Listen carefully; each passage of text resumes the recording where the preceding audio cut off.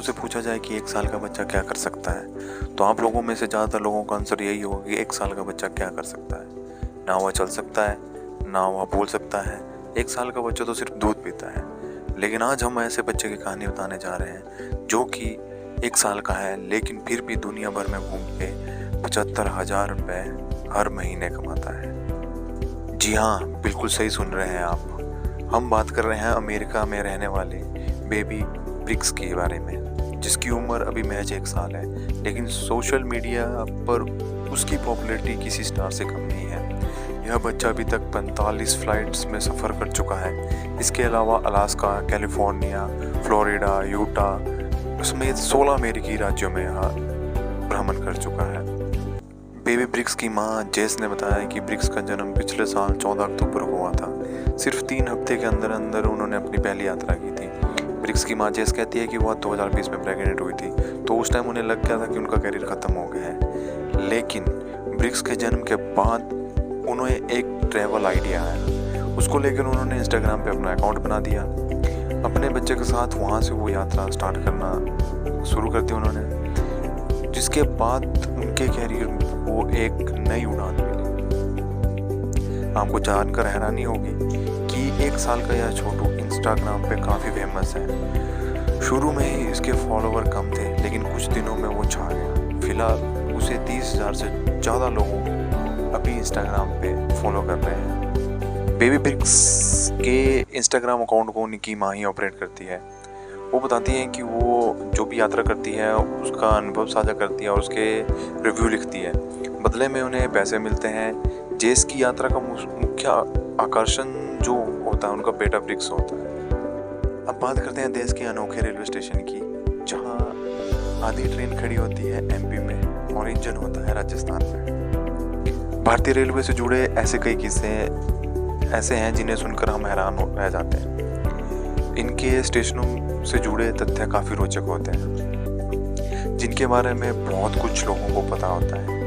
आज हम बताने जा रहे हैं भारत के एक अनोखे रेलवे स्टेशन की कहानी, जिसका आधा हिस्सा राजस्थान में पड़ता है और आधा हिस्सा मध्य प्रदेश में। सुनने में यह अंधविश्वसनीय, अकल्पनीय जैसा लग सकता है, लेकिन राजस्थान में एक ऐसा रेलवे स्टेशन है जहाँ खड़ी ट्रेन का आधा हिस्सा ही राज्य में होता है।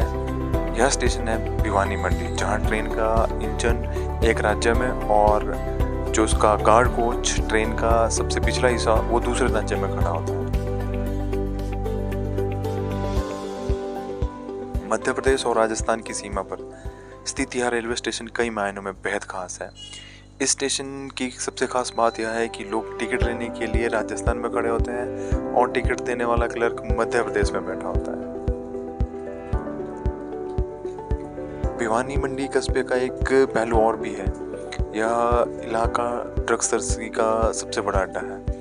तस्कर इस इलाके की भौगोलिक स्थिति का फायदा उठाने से नहीं चूकते हैं। सीमावर्ती इलाकों पर होने की वजह से तस्कर इसका बहुत फायदा उठाते हैं। इसलिए कभी कभी दोनों राज्यों की पुलिस के बीच सीमा को लेकर विवाद होता रहता है। आपकी जानकारी के लिए हम बता दें, इस रेलवे स्टेशन के नाम पर एक फिल्म भी बनी। 2018 में बनी बॉलीवुड कॉमेडी फिल्म भवानी मंडी ट्रेन्स ने इस शहर की अलग कहानी बयां की है, जिसको सैयद फैजन हुसैन ने निर्देशित किया है।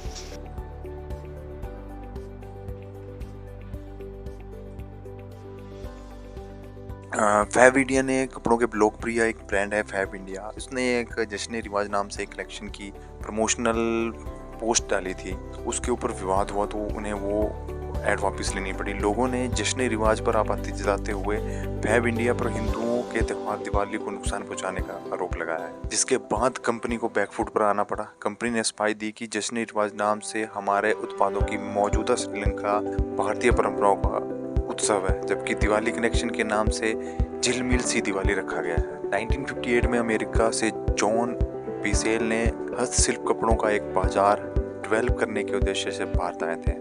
1960 में उन्होंने एक रिटेल स्टोर के नाम के साथ फैब इंडिया की शुरुआत की थी। दिल्ली में जब कंपनी ने अपना पहला रिटेल स्टोर खोला था, तब केवल कपड़े बेच रही थी। 2004 में कंपनी ने अपनी सीरीज में फूड आइटम्स, 2006 में पर्सनल केयर प्रोडक्ट्स, 2008 में ज्वेलरी की आइटम्स को अपने साथ जोड़ा। अपनी फूड आइटम सीजन को बढ़ाने के उद्देश्य से कंपनी ने 2013 में लखनऊ स्थित ऑर्गेनिक इंडिया में इसकी हिस्सेदारी खरीद ली। फिलहाल ऑर्गेनिक इंडिया में कंपनी की 53% हिस्सेदारी है। फैब इंडिया में देश के कई दिग्गजों ने इन्वेस्ट किया है, जिसमें अजीम प्रेमजी के परिवार की कंपनी प्रेमजी इन्वेस्ट और इन्फोसिस के को फाउंडर नंदन नीलकेनी और उनकी पत्नी रोहिणी नीलेकनी शामिल हैं।